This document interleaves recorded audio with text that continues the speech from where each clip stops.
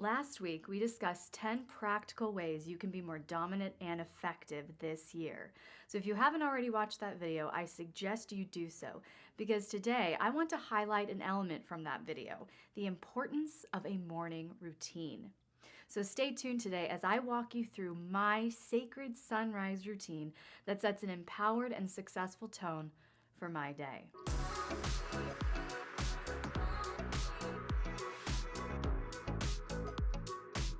As I mentioned last week, since starting my own business and managing this platform, my morning routine has become sacred space for me, as it allows me to set the correct tone for my day and approach upcoming events with the utmost mindfulness, peace, and empowerment possible.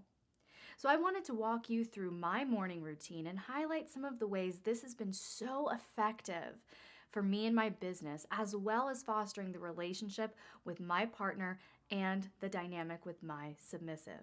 But before we jump into the specifics of my morning routine, I want to emphasize that all of the following acts are done before I have opened my phone. I do not check emails, social media, or return calls, texts, etc. until after my morning routine is complete. And that is what makes it a sacred space. I'm not reachable during this time. Like I said last week, my phone contains no games or social media, and it's either on silent in another room, on airplane mode, or completely off until I'm done with my morning routine, where I'm fully present in the physical realm, prioritizing my spiritual, mental, and physical health so that I can give my best to this business, to you as my community, as well as my most precious relationships. And the first thing I do is open the windows and make the bed. Now, sunlight helps awaken the mind and the body, and I was watching a Buddhist monk, and he was talking about the importance of making your bed first thing in the morning to set the tone of the day that we're not going back there, we're moving on with our day, but also to give you your first victory of the day, your first small win. And I loved that so much. After that, brush the teeth, do the morning hygiene, and my skincare routine. Now, that takes a few minutes. That's a process. I've got lots of steps in that routine, but I've found for me personally that a lack of self-care reveals a lack of hope in future success. In other words, if I don't think that I will be influential, if I don't think that I'm going to be in need of a high-functioning body and mind, I won't put forth the effort to obtain it. So my self-care, me prioritizing this time of hygiene and skincare right in the morning in my morning routine, is my way of restoring hope to myself and feeding into my future. After that, I normally feed my dog Jamie, which you met in my Little Space Holiday Ideas video, and the cats. I've got 2 cats, and feed Jamie and the cats because I will get absolutely nothing done if I'm being harassed by a herd of hungry animals. So that's the next phase in my morning routine. Next is meditation and a spiritual practice.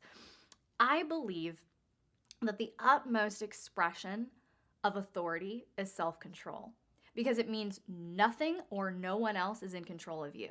You're in control of you. And I see the hierarchy here as we are a spirit with a soul, which is our mind, our ability to think and reason, our will, our ability to make choices, and our emotions, our ability to feel. We are a spirit with a soul living in a body. And like I was saying, this hierarchy means that the most powerful version of myself includes control, not only of my body's desires, but the thoughts I think, the words I speak, the emotions I feel, and the actions I take. But this alignment takes intentionality and practice, which is why I take the time to prioritize a spiritual practice and meditate on this powerful alignment every day.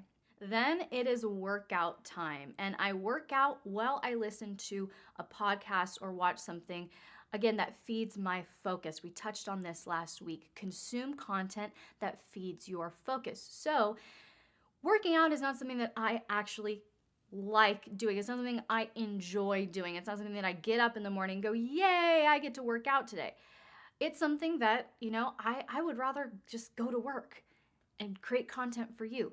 So again, it's about self-care. It's a prioritizing the fact that I'm going to need my body to be high functioning. So what I do to distract my mind is I will also listen to a podcast during that time. And I have a few podcasts that I rotate between.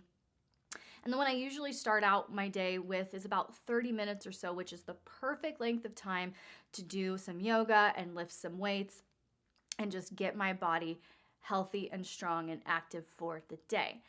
Following that, it is juice and breakfast, and usually with another podcast. So I bought a juicer a few months ago, and I have gotten in the habit of making fresh juices daily, and I crave them now.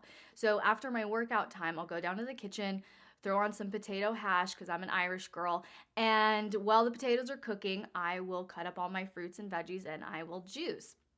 But I also use this time to continue feeding my mind through whatever podcast that I have chosen for that day. Once that is complete, clean the kitchen and order groceries if needed.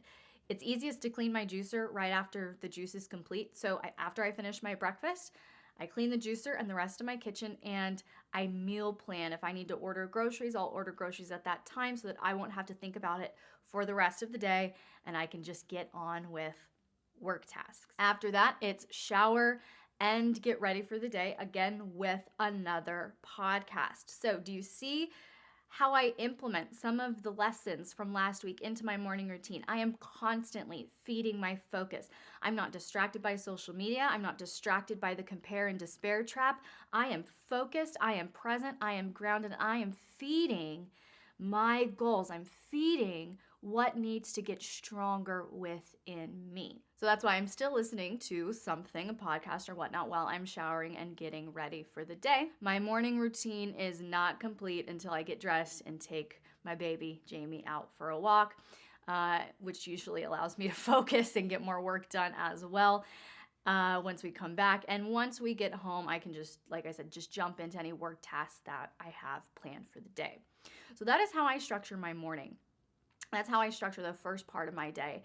And it has freed up so much mental space, so much effectiveness that I can never go back. So, do you have a set morning routine? And if so, how has it impacted you? And if not, are you going to adopt any of the methods I described today? Comment below and let me know. And if you found this content helpful, hit like and subscribe if you haven't already. Turn on notifications so you'll never miss a post. And comment below with any questions you would like me to answer in an upcoming video.